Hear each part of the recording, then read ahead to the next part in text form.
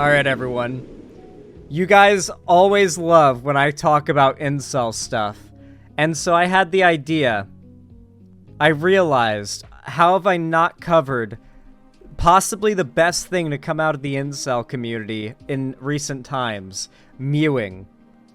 For those that don't know, my basic understanding is mewing basically ranges from just making a face like this. I'll try to do my best mew right now.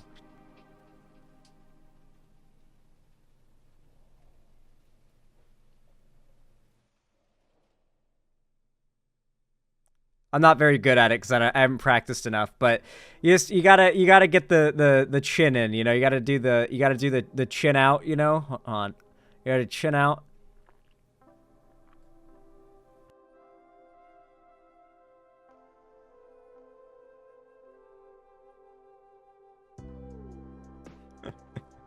It's very good. Yeah, chin out, cheeks in, exactly. You basically have to mew constantly, and apparently it improves your jawline. Now, if you look at my jawline, you can tell I clearly mew constantly. I'm very clearly a mewing expert. That's how I achieved this Chad jawline. So we're going to listen to Matt Phelps, an incel content creator, explain how to mew in 5 steps, because you got to understand, men are so convinced that women only care about your appearance that they, like, train themselves to have a stronger jawline because they believe it's the only way they can find a girl, and they want a girl that, I guess, I don't even know if it's that they want to find a girl, because I think a lot of these guys are cognizant of the fact that, like, the type of women that would be into them because they mewed and have, like, a strong jawline, apparently, as opposed to the women who wouldn't. Like, if they're into the women who wouldn't be into them unless they mewed, they know those women aren't really into them for them. It's just their canthal tilt, or whatever the term is, right?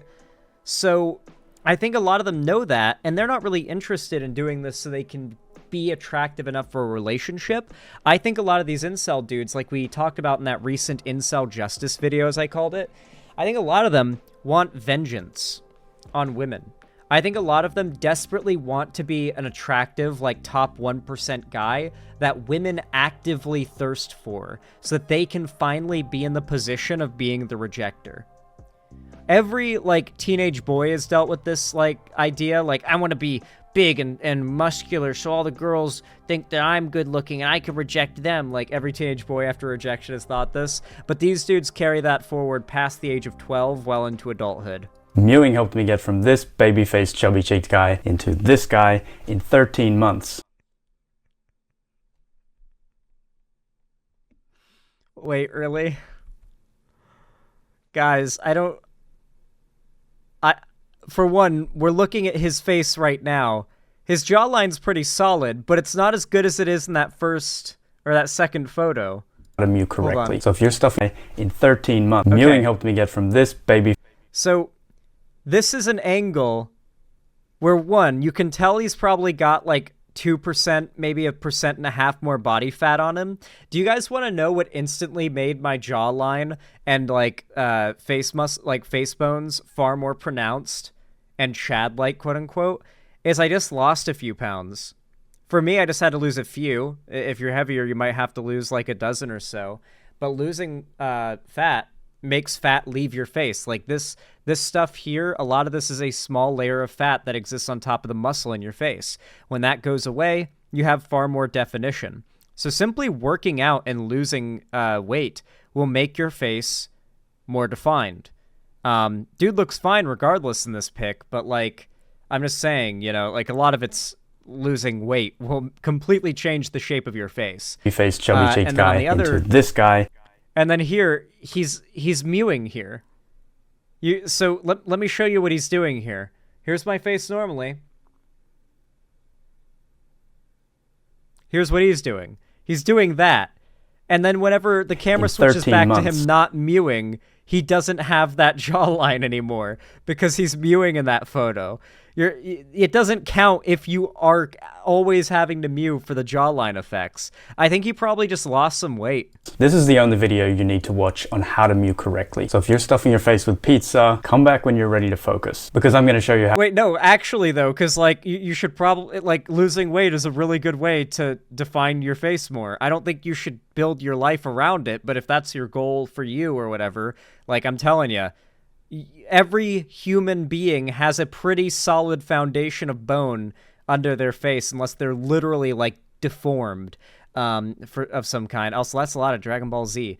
And so like if you just remove a lot of the fat on the surface there that makes up a lot of the roundness in the face, you just get more sharp features like this, or like what I have, because I'm scared to know what % body fat I am. It's probably lower than some bodybuilders because I have such a fast metabolism and I don't eat a lot of junk food. I'm mostly eating like healthy food. How to change your facial bone structure with the 6 steps of mewing. As you get further and further into this video, you're going to realize just how simple mewing is. It's not the magic pill that a lot of people think it is, and that's why they give up. But you know that the key to success with mewing is consistency. If you can follow these 6 steps and stick to it like I did, then you will transform your facial bone structure. So if you're dedicated to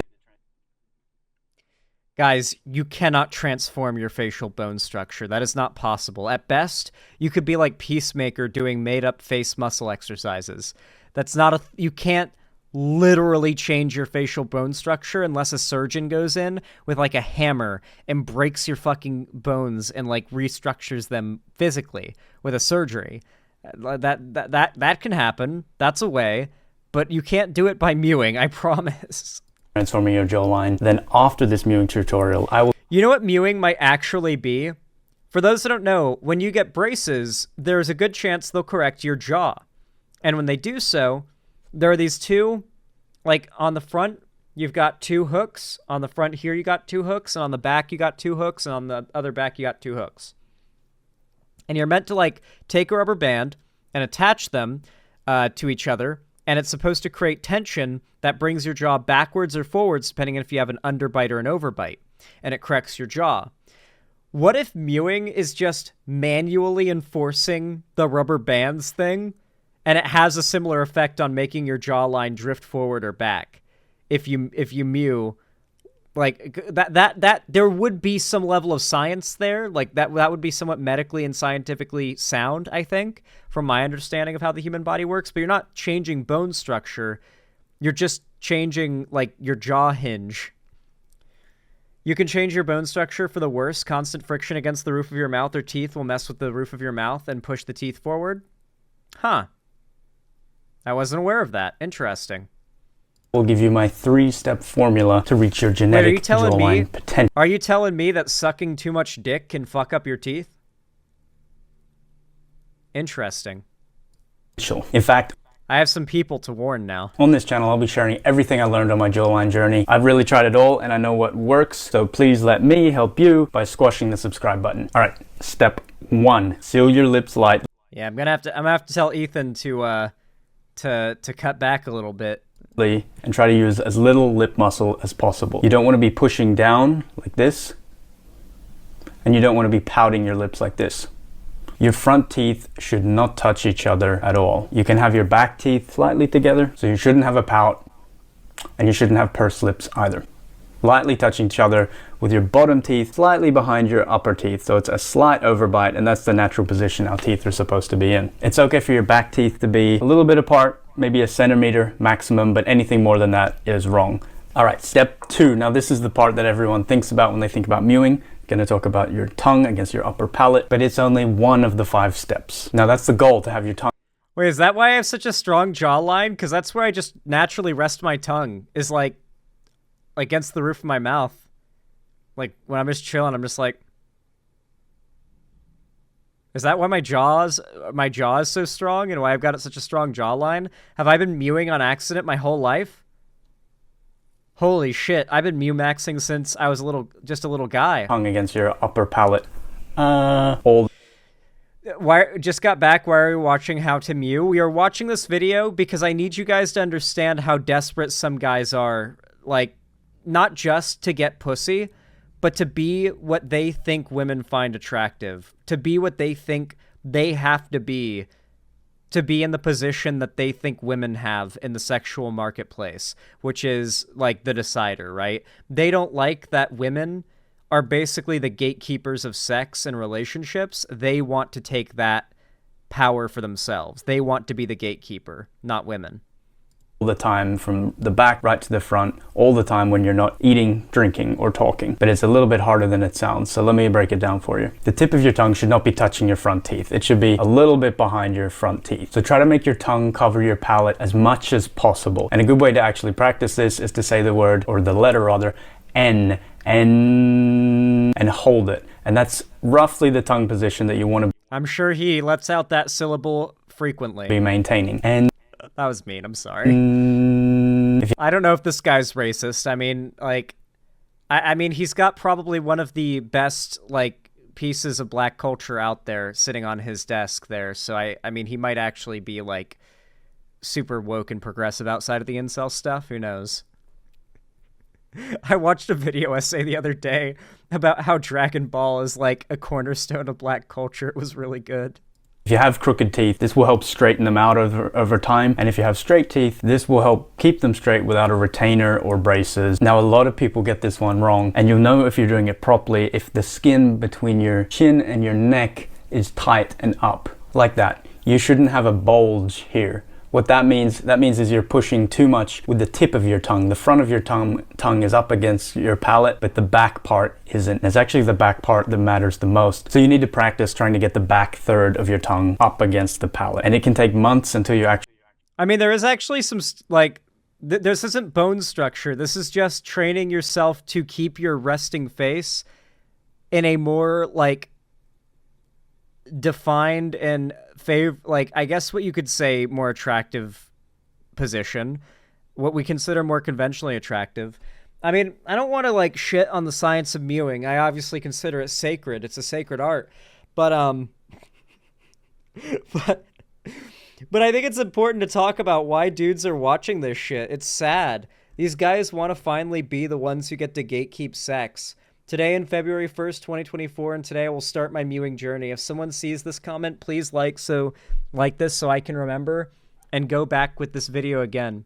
The older I get, the more I realize that real privilege is having great parents. All that ballet and mom yelling at me to straighten your back and close your mouth, stop eating that fast, doesn't seem too bad now. Unironically true, though. Some of that stuff like puffing your chest out and keeping your shoulders back, it does help. It's been a year, and I do see positive changes. Thank you. Mewing equals becoming handsome Squidward. TLDR, seal... No. It's so obvious that you genuinely care about the viewers learning this properly and to stick with it, and that's very kind of you. Thanks. Very good advice. Clearest step-by-step mewing I've ever seen. Encouraging to commit. Stick to it and get results. Thank you, young man. You're doing great. I've had a pretty good jaw structure my whole life. Watching your vid about mewing, I realized that I've actually been doing it naturally. Unironically, though, I'm pretty lucky, so I can say, yeah, mewing helps a ton. That's literally me, though. It turns out I've been mewing naturally my whole life. Oh, God. I watched before, and I rewatch it, so I always remind myself to keep mewing correctly. Great guide. Thank you for supporting our movement. What? I modeled in my teens and early 20s, and this is what I did in photo shoots to give my face a more chiseled and lifted look. I practice it so much that it is now at 45, my natural resting face position. Good, good. 2+ years into mewing, and my face is transformed. It actually gets easier, and you gotta understand, like, men are fucking out there mewing, dude. Like, you gotta, like, this shit is popular. I wonder if there are any news agencies that have done a story on mewing. Yeah, here it is. What is this mewing trend and why teachers are clapping back at classroom craze? The mewing trend has risen in popularity on social media, but teachers are now being vocal about why they don't approve of this behavior. Oh God, can't have shit in school. The method, which is named after Professor John Mew, involves flattening the tongue against the roof of your mouth to purposefully lift the jawline and alleviate jaw and mouth muscle pain, according to Healthline. However, the American Association of Orthodontists has noted that changing tongue placement isn't enough to magically correct misaligned teeth, reshape your jawline, and prevent the need for orthodontic treatment. Now, teachers have shared... A lot of it is also just having braces as a kid, by the way. Now, teachers have shared that there is another aspect related to the term mewing that has nothing to do with reshaping your jawline. In a video posted to TikTok last month by Teresa Newman, she pointed out that when her students are mewing, they put their finger over their mouth before sliding their finger down their jawline as a way of indicating that they don't want to answer a question. According to Newman, this gesture is students' way of signaling that they don't care about what their peers and teachers have to say, or that they're too busy being Dude, oh my fucking god. Teachers are just the goddamn worst sometimes when it comes to talking about, like, popular trends among the Zoomers. What the fuck? She's talking about doing this. That. Like, come on.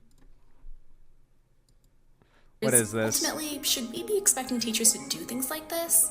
Especially... Why is this unrelated video, the pinned video? I really hate, like, modern news organizations that do that shit. Okay, apparently the video in question is down below, and it's a TikTok embed. And apparently clicking full screen on the TikTok embed does not full screen the video. It takes you to TikTok. I think this... So here's the teacher talking about mewing. Oh, God. Let's see if there's any sense to this, or if it's just going to be, like, actual, like, boomer brain rot. I think this mewing trend is probably going to be the final reason that I decide to never return to the classroom to teach ever again. If you're not familiar what mewing is, basically it's a gesture that kids are making towards other people that signal to that person that they don't care what they have to say, or they're too busy being silent doing the mewing technique to respond to them. It's basically... Okay, no, she's kind of right here. I get what she means. There are, like, shithead Zoomer dudes who just be like, if you say something, like, as a sincere argument, they'll, like, the kind of kid that would respond on Twitter with, like, a mewing face, like, don't care, like, that kind of shit. Like, your teacher saying, I need you to, and they just respond with, like,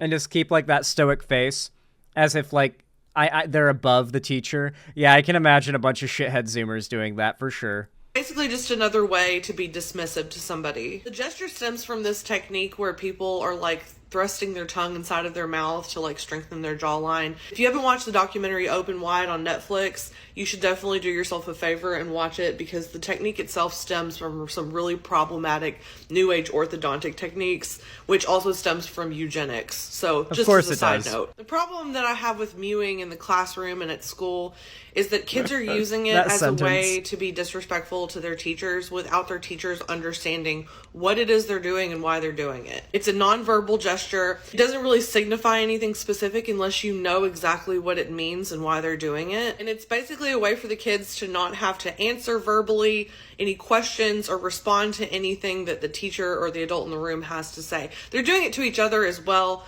but I'm seeing this trend of them directing it more towards the adults in the room. Of course, the kids think it's funny because the adult in the room doesn't understand. They look clueless. It makes them look stupid. It makes them look out of the loop. But it's also a power play on the part of the kid. It's a way for them to not have to take accountability for things that are being asked of them. It's a way for them to not have to participate in class. And the teacher can't really respond in a way that's helpful or useful, because if they try to get them in trouble, or if they try to question the gesture, if they... It's just a face, right? Yeah. They try to respond in some way that's going to stop the gesture from happening again. There's really no way to prove... No, the tongue thing isn't, like, they're not sticking their tongue out. They're just doing this.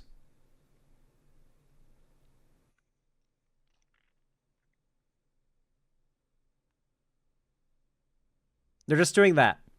That's it. That's all they're doing. Prove that the gesture is in and of itself disrespectful or harmful. This trend is also fueled by social media, and every kid in the room that sees somebody do the mewing gesture to a teacher is going to find it funny. They're going to respond in a way that encourages them to do it over and over again. I can hear and smell the comments for this video coming from a mile away, especially if this lands on 18 and under TikTok, because it's so easy for kids to look at criticisms of this gesture and this trend and go, why are you doing all this? Why are you so mad? It's just a joke. It's just a meme. But in reality, they absolutely understand how dismissive and disrespectful it is of the person that's trying to engage. So for those that don't understand what she's saying, there's a trend where, like, you're supposed to stand there stoically silent and mew when somebody says something that, like, the meme is like somebody will be screaming in your face like like that. Oh, a great example. A great example is that one scene in Kong and Godzilla: The New Empire, the one where that people have turned to a GIF where like the one ape is like screaming at Kong and he just like is standing there mewing silently and then punches him in the face. Like that's a good a good representation of like the meme. The idea of it is that you're just stoically standing there mewing, not really listening to anything that the person who's saying to you is saying, as if they're below you. And so that's why she's kind of upset by this, because she can tell that when these like, I don't know, probably high school boys are mewing at her, it's because they're trying to signal to everybody like, look, I'm mewing at the teacher, like I'm above her and not listening to anything, and she's just this bitch screaming at me and I'm such a Chad, you know? Yeah. With them, especially in a learning environment. They also understand how hurtful it can be when somebody's trying to engage with you as far as a conversation or asking you questions or trying to get you involved in a lesson or an activity or a conversation, and they do this. That just tells them that you have no interest in engaging with them at all for whatever reason, because they just don't like you or they don't care what you have to say. And it's so easy for them to just play it off as a joke, like it's not that big of a deal. But it is that big of a deal. And I think that's what gets me about the trend, is that for us teachers, all we do is try so hard to engage our students in our lessons and to get them involved in class. For something like this to come along and basically be made into this like nonchalant, oh, we're just playing around, we're just having fun. But in reality, the play and the fun is really hurtful. It's really disruptive to the learning environment as well. I really don't care what you're saying, though. If you talk to me in a way that makes me feel like, oh, you're just a fun ruiner, or oh, you must be fun at parties. I don't give a shit, honestly. There's always an appropriate place and time to use a meme or to use some kind of trend like that. But in a classroom environment, for kids to continue to do this every single day over and over to people who are just trying to give them an enriching educational experience, it pisses me off. And I don't find it funny at all. To me, it's more indicative of a larger issue that we're facing nowadays, where kids don't take anything seriously. You can easily say that kids have never taken anything seriously, but I can push back on that and say that there are a lot of things and a lot of scenarios that kids did take seriously to a certain extent. But now it seems like there's more kids in the classroom that cannot take one single second. I will say, I used to scoff at that notion a lot more, but when teachers are saying it, and like a lot of these teachers have taught for, you know, a good while, like they've taught more than one generation, and they're noticing like a difference. Like it's not just things look different, it's that things have genuinely degraded in ways. I think that's a perspective worth taking seriously, because it's teachers that like are just constantly watching as generation after generation of kids come in and out of school, and they're going to be the first to notice these like generational changes, right? I actually agree. Like, for example, I think I would not be surprised if some of the first sources for like soft data on like what percentage of young people were LGBT started coming from teachers. Like we're like just saying like, yeah, there's a good few LGBT students in my class, like going back decades ago, right? I don't know. Seems relatively real. Like teachers would probably be a good metric of knowing like if things are actually changing generation by generation. Second of the day seriously. They take everybody's feelings for granted. They don't care how what they say or do makes people feel. Everything is a meme. Everything is a joke. And if you want to push back on that attitude at all, you're just seen as a joke yourself. No one in their work environment, and school is a work environment for children. No one. Mind you, like, even when I was a teenager, that was what it was like, and it didn't seem like it was getting any better, you know? And I hated it. I hated how many people I knew back then were just like actual fucking like robots, like genuine NPCs. Like they had no aspirations, no dreams. Many times they were somewhat delusional about one thing or the other in their life. It really, really depressing stuff. Everyone in their work environment should be able to respond to someone who is sincerely trying to engage them in conversation with a silent gesture. You know, it's smug, it's rude, and I don't care how much you think it's fun or funny, or how young you are, or how little you take seriously the situation in which you're doing it. It's all of those things wrapped into one. You know, we're not asking kids not to be kids.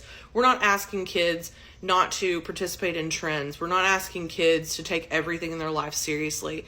But when someone walks into the classroom and really sincerely ask them genuine questions, engage them in lessons, engage them in activities, make them think critically, and all they have in response is something stupid like this, it should piss teachers off. So hopefully this at least arms you with some knowledge of what that actually means, and when somebody does that to you in the classroom, you aren't going to feel like such a goon, and you can respond in a way that's going to be more effective in the future. Like, Zoomers are genuinely, like, awful. They really are. I guess it's Gen Alpha now, right? Or I guess no. If she's a high school or middle school teacher, it'd be Zoomers. Yeah. Genuinely awful. This weird, like... there's this very bizarre popularization of incel culture, even ironically. Even if it's just meant to be ironic among, like, Gen Z men. And I think it's only going to get more pervasive. How many, like, ironic... incels did you guys like know when you were younger, or do you know now if you are younger? Just ironic incels, you know, they're just joking. Because, like, I feel like it's getting to be more and more popular. I feel like it's starting to be, like, part of, like, Gen Z dude culture, is to at least be ironically, like, use, like, incel terms and stuff. I know that I do it. Like, I joke about mewing and stuff. So it's not even something I'm innocent of. None when I was in high school in the 2000s. Yeah, fair. No, yeah, it's like the ironic racism or the ironic sexism or the ironic homophobia. Like, it doesn't stay ironic for long, and you question how ironic it really is, like, to begin with, right? Anyway, if you enjoyed what I had to say here about the lovely topic, the lovely ancient art of mewing, please consider leaving a like. It really does mean a lot, no matter when, where, or what you're watching. And also consider commenting down below and subscribing and ringing the bell icon. Both really help my channel a lot, and I seriously really do appreciate it. It's totally free. Of course, consider following my social medias, which are linked all down below in the description, as well as joining my fan Discord, which is the main hub of my community. We host watch parties, call-in streams, and game events there weekly, and I announce all my new uploads and streams there, so if you don't want to miss anything, definitely consider joining. It's the place to be. And do not forget, if you want to support me, you know, a little extra, go the extra mile, you can always donate, subscribe, or gift a sub on my website, xanderhall.com/live, or support me through YouTube, Twitch, Streamlabs, StreamElements, Patreon, or buying merch at the Streamlabs link down below. But regardless of how you support me, thank you so much for watching, and have a good one.